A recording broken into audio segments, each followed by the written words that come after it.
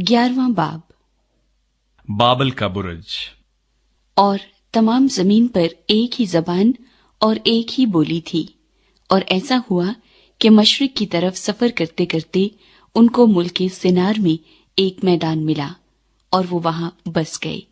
और उन्होंने आपस में कहा, आओ हम ईंटें बनाएं और उनको आग में खूब पकाएं। सो उन्होंने पत्थर की जगह ईंट से और चूने की जगह गारे से काम लिया।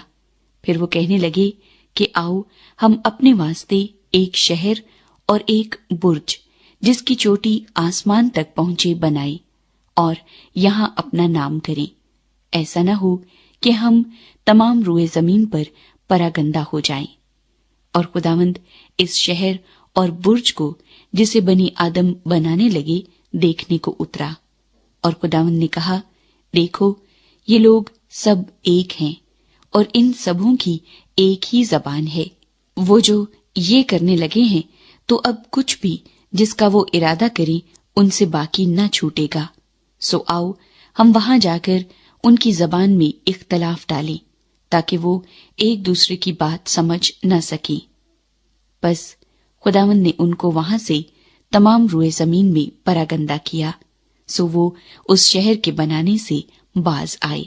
इसलिए उसका नाम बाबल हुआ, क्योंकि खुदावंद ने वहां सारी जमीन की जबान में इख्तलाफ डाला और वहां से खुदावंद ने उनको तमाम रुए जमीन पर परागंदा किया।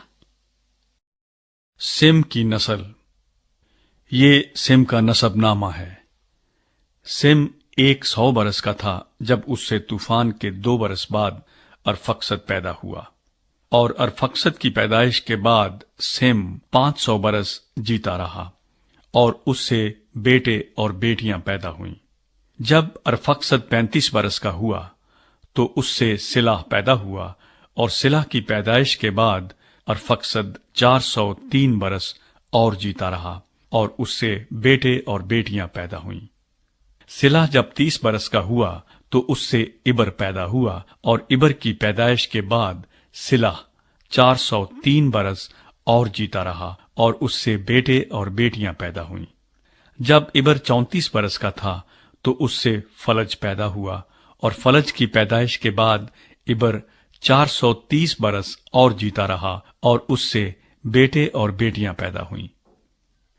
फलज 30 बरस का था जब उससे रऊ पैदा हुआ और रऊ की पैदाइश के बाद फलज 209 बरस और जीता रहा और उससे बेटे और बेटियां पैदा हुईं।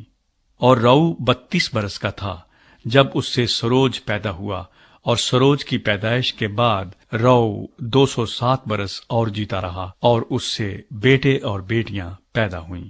और सरोज 30 बरस का था जब उससे नहूर पैदा हुआ और नहूर की पैदाइश के बाद सरोज 200 बरस और जीता रहा और उससे बेटे और बेटियां पैदा हुईं। नहूर 29 बरस का था जब उससे ताराह पैदा हुआ और ताराह की पैदाइश के बाद नहूर 119 बरस और जीता रहा और उससे बेटे और बेटियां पैदा हुईं। और ताराह 70 बरस का था जब उससे अब्राम और नहूर और हारान पैदा हुए। ताराह की नस्ल। और ये तारा का नसबनामा है।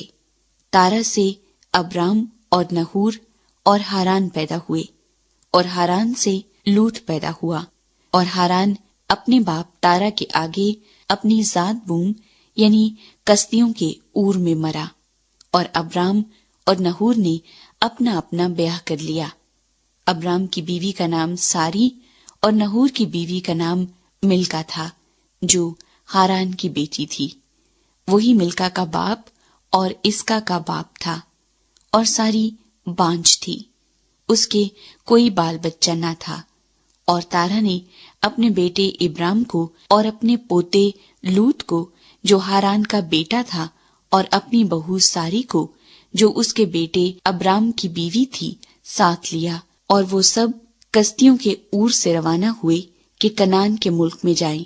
और वो हारान तक आए और वहीं रहने लगे।